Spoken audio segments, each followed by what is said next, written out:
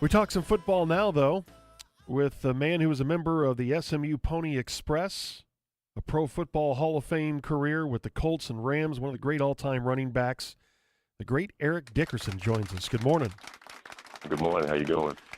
We're doing great, and understand you're going to be here in Dallas as the third annual Fit and Faithful Living Expo coming up in September. You want to tell us about that event real quick?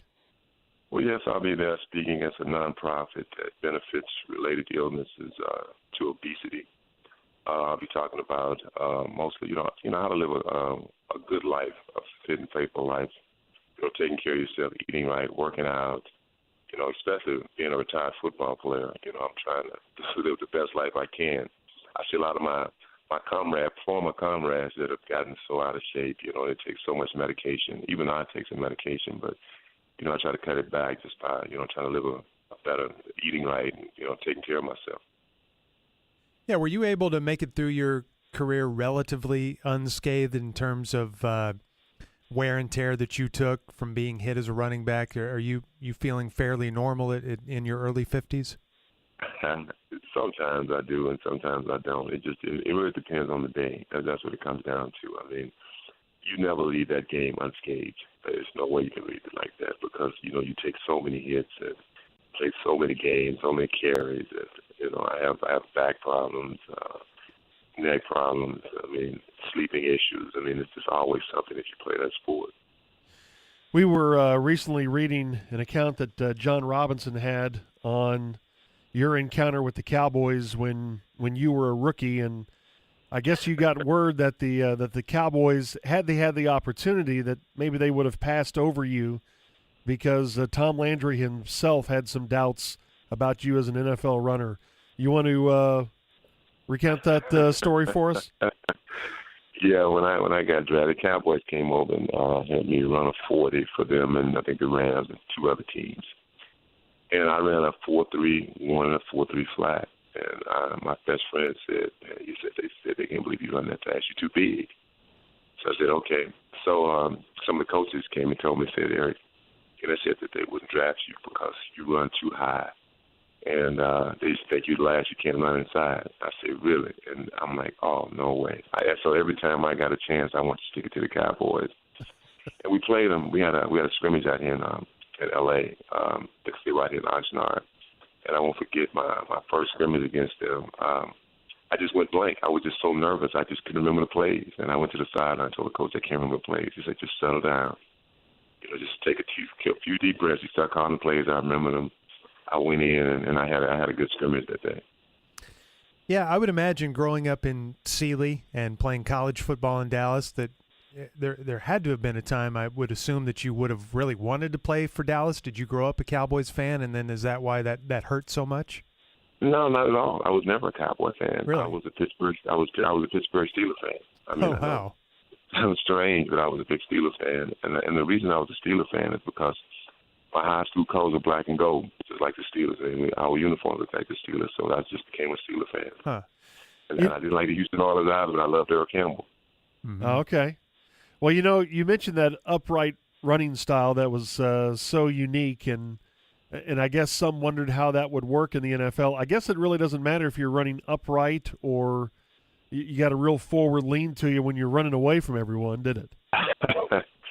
Well, the thing is that I did not run through the line going upright. I think people always get that confused because I'm tall. I'm 6'3", and you put that uniform on, it's like I'm 6'4" or 5.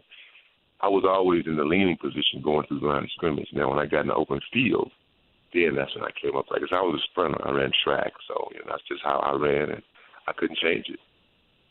So great Eric Dickerson with us here on Sports Radio 1310 and 96.7 FM The Ticket. So your incredible single-season record of 2,105 yards, still in the books. A couple of years ago, Adrian Peterson gave it a really, really close run. He ended up 9 yards short. Were you watching that game? Did you know what was going on? Did you have any idea, or do you even care about that kind of stuff?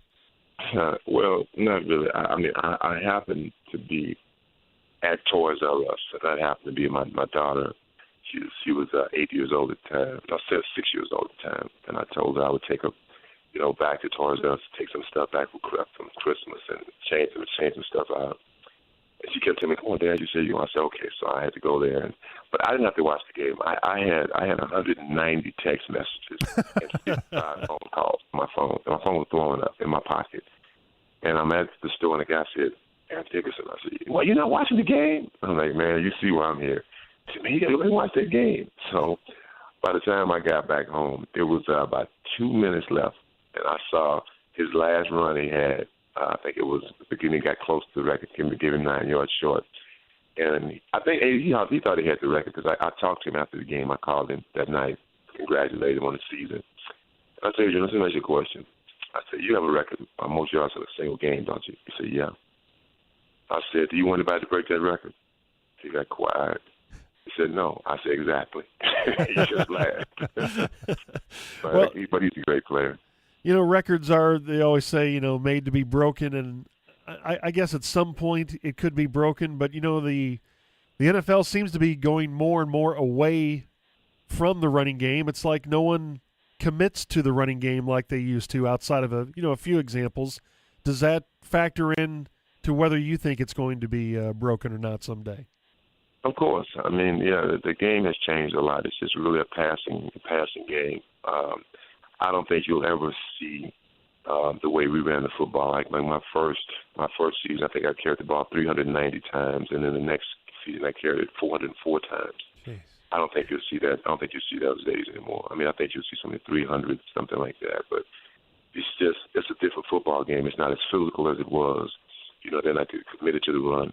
But it also comes down to what you believe. I think it starts in college. They start feeding into the players, especially running backs, where you want to have another guy. You're going to platoon. You're the guy that comes in on third down. You're the guy that comes in on short yardage. You're the guy that we need possibly to get a big run or a blocking back. And that's, to me, that's just not how the running back should be used. I mean, you should be an every down guy. And if you have those backup guys, then great. But if you're the guy, then you're the guy. Eric Dickerson with us here on the Ticket. What's your relationship like these days with your old college here in town, SMU? Oh, it's good. It's good. I come back. I try to come back once a year for a football game. So I will be back there for a game this year. I don't know which one, but I come back every year. And, I love my university, even though they're not the Mustangs that we knew back in those days. But they're trying to have some kind of fighting chance of coming back. Well, something else that's been in the news a lot here these last couple of weeks: football returning to L.A. An NFL team, maybe the Raiders, moving back to Los Angeles. You were there and had a great experience. The Rams were rolling back then. It is weird, isn't it, that the National Football League, is as popular as it is, does not have a team in L.A.? Well, yes, but the thing is, when the Rams left L.A. and the Raiders left, I always felt like L.A. is like like a bad kid. He has a ball. He has a bat. He has a bike.